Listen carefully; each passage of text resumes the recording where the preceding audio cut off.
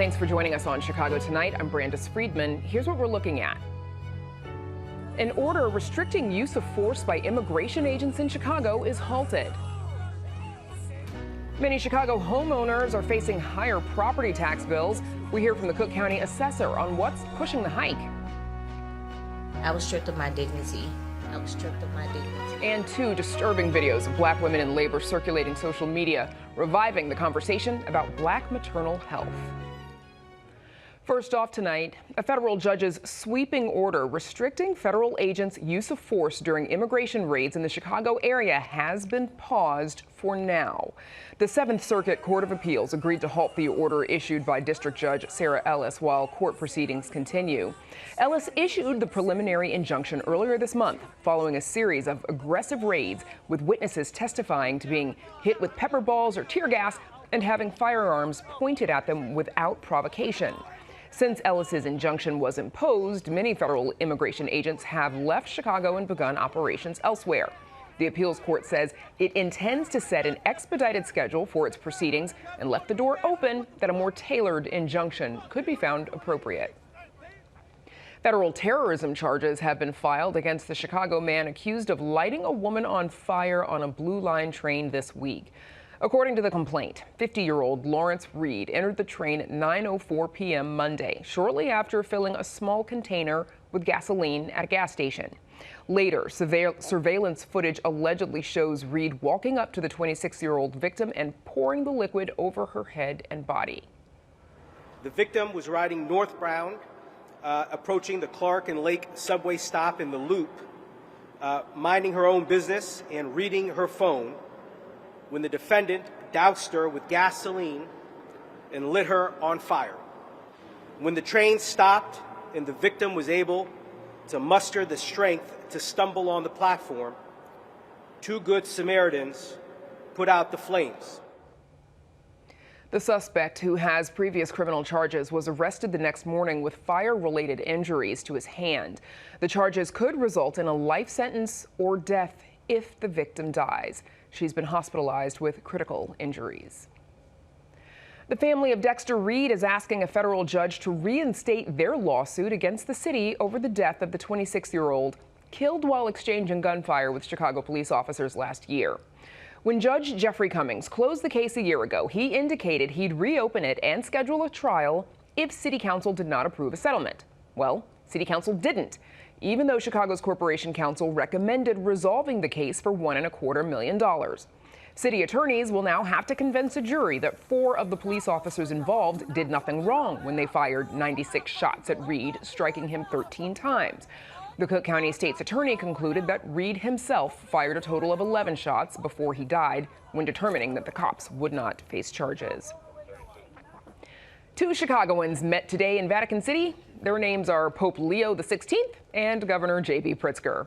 The governor, who is of Jewish faith, said, quote, "Pope Leo XVI's message of hope, compassion, unity, and peace resonates with Illinoisans of all faiths and traditions." Pritzker and Illinois First Lady M.K. brought a few gifts, including art made by women incarcerated at Logan Correctional Facility, a pair of books, and a pack of beer. Burning Bush Brewery's De Pope American Mild Ale. The Pritzkers invited De Pope back for a hometown visit whenever he'd like. Up next, what's behind soaring property taxes for some Cook County residents right after this. Chicago Tonight is made possible in part by the Alexandra and John Nichols family, the Polk Brothers Foundation, and the support of these donors.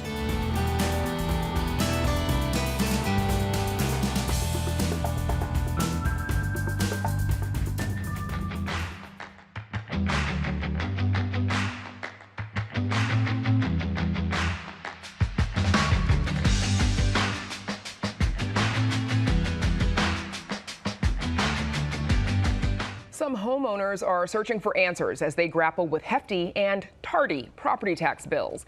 A new report from the Cook County Treasurer's Office says declining values for downtown commercial properties are shifting the tax burden onto homeowners. Cook County Assessor Fritz Kaegi argues the property tax system favors corporations and says he's pushing for change. Joining us to talk about this is the assessor himself, Fritz Kaegi. Welcome back. Thanks for joining us. Thanks for having me, Brandis. So as we just mentioned, we keep hearing that the explanation is that the valuations for commercial properties have fallen, thus sort of tipping the seesaw to increase the valuations for residential properties. Help us understand how that calculates. Well, that's true as far as it goes. So when we finished our reassessment of Chicago, homeowners would have had actually 2 percentage points less of the burden than they started with, because we saw residential values going up, but we saw commercial values being higher than where they had been in the last reassessment, which was right after the pandemic. But they were cut, these values were cut at the Board of Review by nearly 20% for commercial properties, whereas only for 1% for residential properties. And that shifted about $500 million of the burden, according to the treasurer, onto homeowners.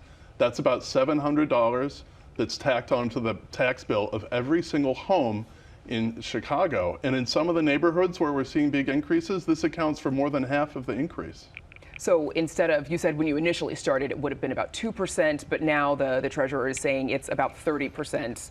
The median, I think, is about 30% across the city. Yeah, the median increase in people's bill was 16%, according to the treasurer, but that was on homeowners.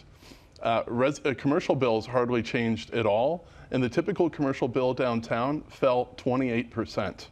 So the question is this appropriate? Now, the county made a study of commercial properties and their sales over the last several years after the pandemic, and it's found that the board review has cut commercial properties 25% low in 2 out of those 3 years. Too low in 2 out of those 3 years, meaning that there's too much burden that's been shifted on the homeowners in the past.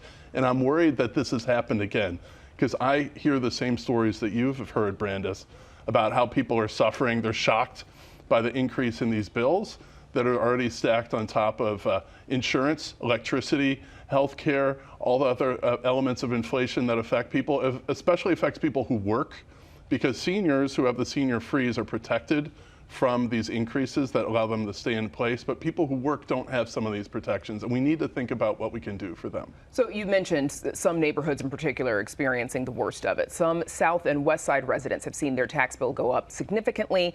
Property taxes for homeowners went up by 133% in West Garfield Park, 99% in North Lawndale, compared to barely 6% in Lincoln Park. How is it that this increase then is falling disproportionately on communities whose median home values are so much lower than those in Lincoln Park? This really goes back to affordability. So in some South and West Side neighborhoods, areas where homes used to sell in the $100,000 range, $150,000 range, they're selling now in the $250,000 range. For example, West Garfield Park, North Lawn, and Austin. So when you have those kinds of increases, that can lead people's bills to be rising. But why are the prices rising in these neighborhoods? It's because people who are searching for homes, who are making maybe $60,000, $70,000, $80,000 a year, they can't afford to buy a home on the north side. They're priced out. So they've been looking in South and West Side neighborhoods and have been driving up the most affordable prices, the prices for the most affordable homes. So that's the driver that's happening here. But what really disturbs me is that these increases need not have been so big. About $700 per home is tagged onto them because of the cuts that have been made on commercial properties, which we suspect are too excessive on commercial properties. And it's not just office buildings. This is on hotels. This is on data centers. This is on retail properties, industrial properties that are in apartments that are doing pretty well. And so you say there's the cuts that are happening at the Board of Review on those commercial properties, but as far as the increases in some South and West Side neighborhoods, West Garfield Park, et cetera, how much of those increases are driven by improvements in those neighborhoods and growth? I think it's a lot of things. First of all, there are really great things happening in our neighborhoods. And the people who have stuck it out through the doldrums of the housing crisis that happened in the late 2000s, the 20-teens, they were pummeled by falling prices. Their mortgages were underwater, but a lot of people stuck it out and have taken good care of their neighborhoods. When you look at Austin, when you look at Garfield Park, when you look at North Lawndale, people have a lot of pride in their neighborhood and they have taken care of it. And they're now getting a return on their investment. So the last 3 years on the south and west sides, there's been more wealth creation in the growth of values of people's homes than over the last 20 years.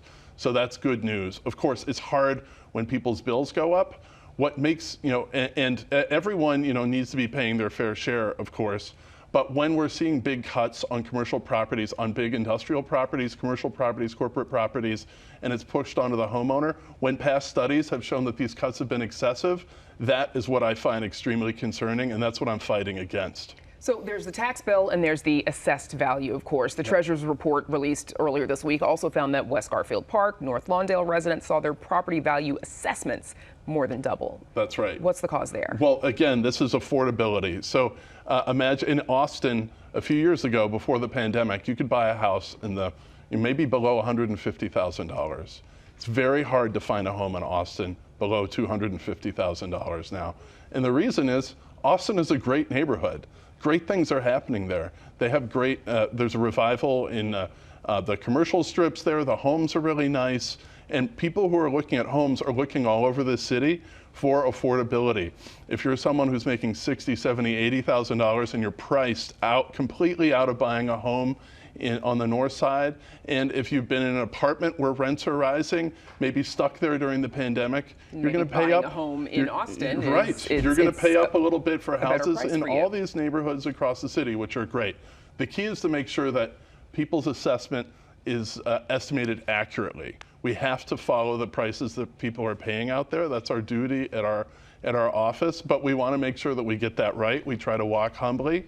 So we can go through a checklist about what homeowners can do to make sure that they're not paying more than they have to. You say your office is advocating for a circuit breaker to relieve homeowners. What is that? What would it look like? That's right. So a circuit breaker program is a kind of property tax relief program for people whose bills have spiked. 29 other states have programs like this. I've scoured the nation, meeting with our peers to see how those can work. And it's really important because this is the kind of relief that would help people in neighborhoods that are experiencing gentrification, like the kind that we talked about, for seniors who are falling off the senior freeze, and for working people. We need to have more protections for people who work, and we don't have enough of them. So how would the circuit breaker work? The program that we proposed would be if your bill spiked 25% or more, you would get relief for up to half of the increase in your bill for 3 years. And there would be an income test. Your income would have to be below $100,000 is our proposal. And I've written an op-ed with the leading mayors in the west and south suburbs who have high tax rates, whose taxpayers have experienced problems just like this the last couple of years, and has the support of the Southland mayors and managers and the Southland Regional Mayoral Black Caucus. What's been the reception from lawmakers so far? Well, what we hear is that budgets are extremely stretched in Springfield, but we hear from legislators that there's a lot of need. What we've heard from leaders is that let's try to make a program that can work statewide so it's not just Cook County. So we're going to be working and designing legislation just like that and introduce it in the spring. And real quick, before we let you go, we've talked a lot about the Board of Review, have not heard from them in time for this segment tonight, but how would you argue for different calculations once those appeals are made to the Board of Review so that commercial properties are accurately valued? Well, the good thing is that there's a roadmap that a county study group made so that we'll get more accurate assessments from the outset, and there'll be fewer cuts on appeal, so there'll be less burdens, they'll be passed on to homeowners. These assessments will be more accurate. There's more than a dozen recommendations. It's led by a study group led by President Preckwinkle. We've already started implementing these. We agree with them wholeheartedly, and the Board of Review is working with us to implement them as well. So we look forward to further progress in implementing them. All right, Cook County Tax Assessor Fritz Kaegi, thank you for joining us. Thank you. Appreciate it. Up next, a shocking incident at a local hospital highlights challenges to Black maternal health.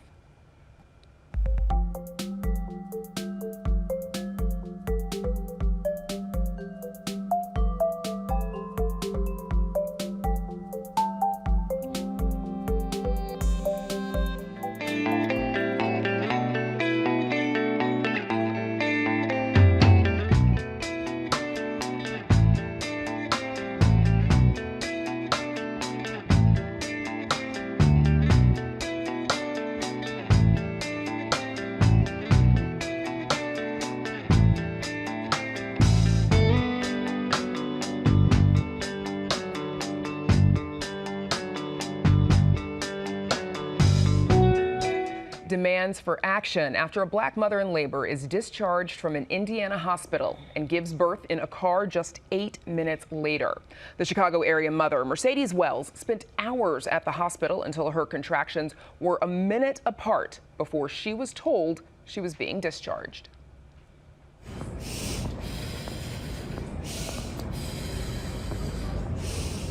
So we got to transfer her to a different hospital while she's in labor, in pain. Anyone who's ever been in labor knows Wells had her baby in a car on her way to another hospital, but says the baby girl is doing well now. It comes just days after another high-profile case in Texas, where viral video showed Carrie Jones in visible pain, answering numerous questions before getting a delivery room. The cases are raising questions over the treatment of black pregnant women and renewing conversations over medical racism. Joining us now are Ches Smith, founder of Girls in the Hood, an organization dedicated to providing young black girls and women with reproductive health care and resources. Carrie Stewart, a certified nurse midwife with the UI Health and founder of Melanated Midwives. And Blair Imani, author and creator of the TikTok series Smarter in Seconds. She's also a commentator on issues of structural racism and is currently pregnant. Congratulations on that, Blair. Thanks to all of you for joining us. First, I want to get your reaction when you saw these videos circulating. There's Carrie Jones in Texas and the Wells family here in Indiana. Ches Smith, first over to you. What was your reaction when you saw those? Disgust. That was my first reaction. I honestly could not watch the video in its full segment. I had to keep coming back to it in parts because it was so triggering, you know, as a mother, as a black mother, and just as a woman, period, you know, to see someone in that type of situation, in that pain. So I would say that I was disgusted, but I wasn't surprised. Not surprised. Okay, I want to come back to that. Carrie Stewart, what was your reaction? You know, unfortunately, I have to agree with Ches. Very disgusted, quite disappointed, and, you know, just traumatized myself as a black woman, as a mom. And I could not watch the entire thing myself because, as you can see, as you start to look at it, you notice is what's going to happen.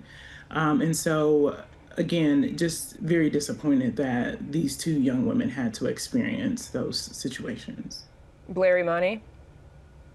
I have to echo both because it's just so terrifying. You know, being 9 months pregnant myself, you know, I'm ready to give birth any moment. And the entirety of my pregnancy, the maternal mortality rate and systemic racism have been top of mind. And so to see the worst case scenario play out, not just once, but twice on video in full resolution is just really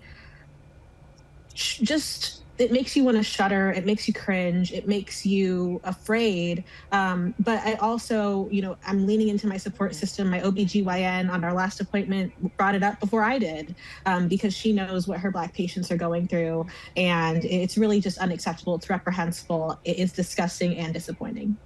Ches, you say you weren't surprised. Oh, no. Why not?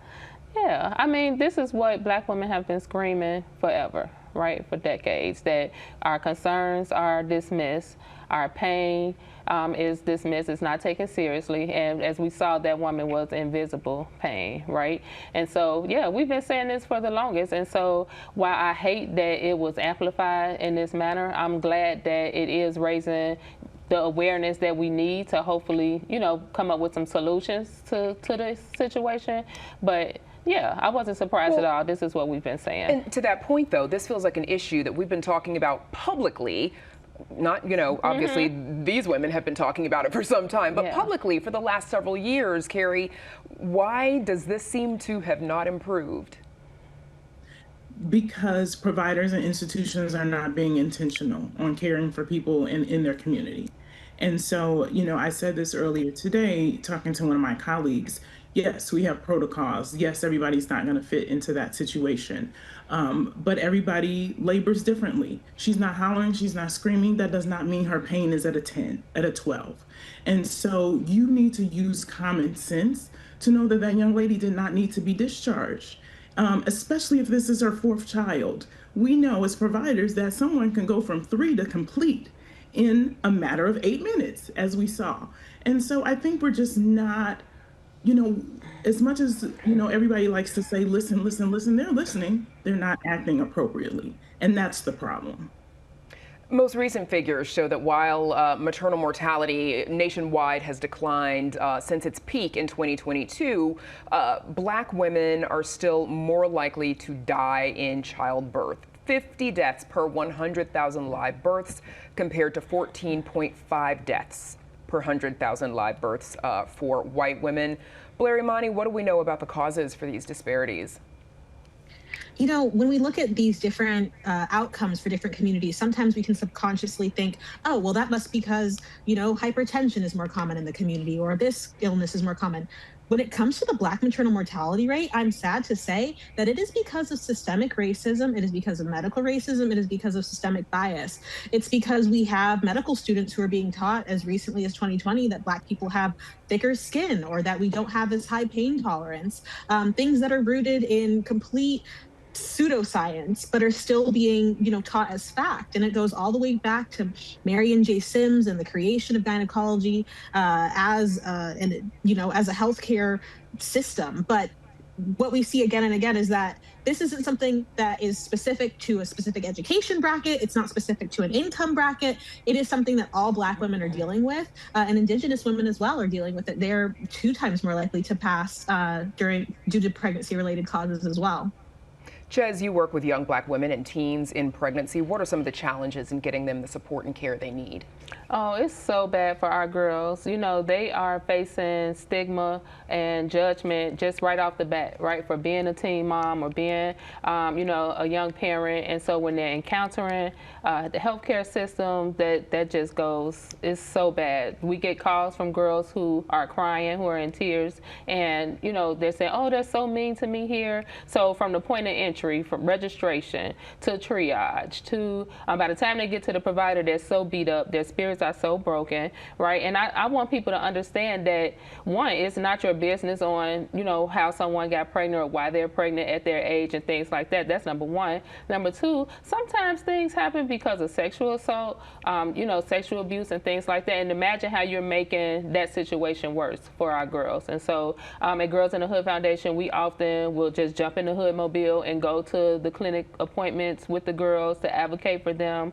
We already send them with little notebooks so that they can, you know, take notes and write down providers' names and things like that. But we're really hands-on with them to try to soften those blows. Carrie, tell us a little bit about the work of melanated midwives briefly and the kind of supports that you all aim to provide to lower Black maternal mortality. We're really trying to aim for diversification of the workforce. And we know that we need more providers that look like the individuals that they care for in the community. We know that unfortunately some of the DEI measures have, you know, been barriers for us to do so. But we're still boots on the ground and trying to get folks educated about midwives and other healthcare providers that they could do as a career choice. And so if that means we're providing resources such as scholarships and internships, but also just doing more education in the community for our families about how to select the right institution, how to select the right provider, what things you can do to advocate for yourself.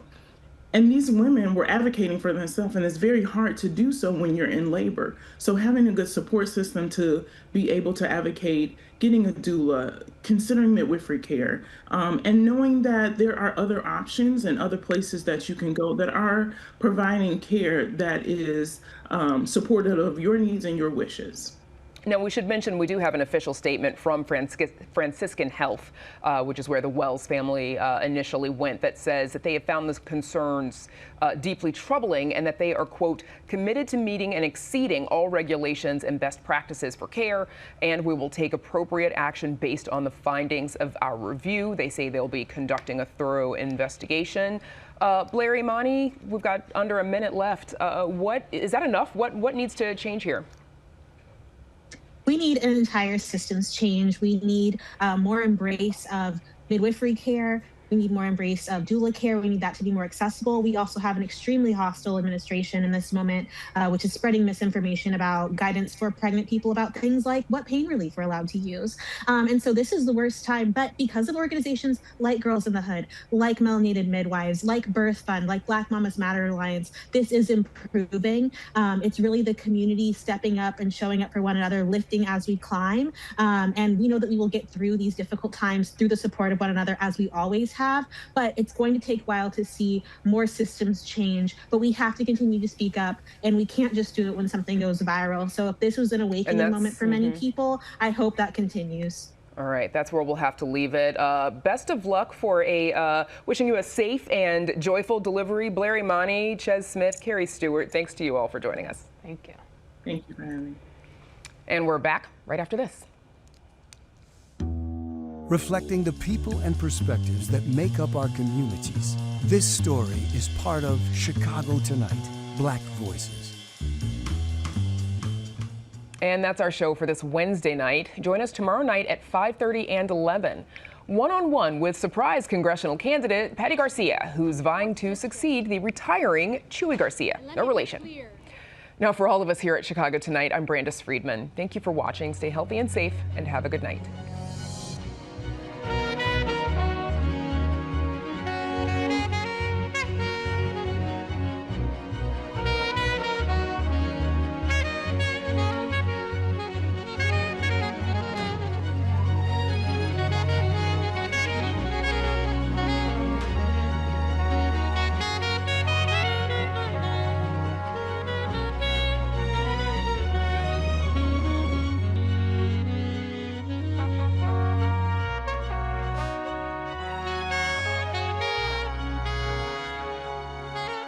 Closed captioning is made possible by Robert A. Clifford and Clifford Law Offices, wishing all a happy and healthy holiday season.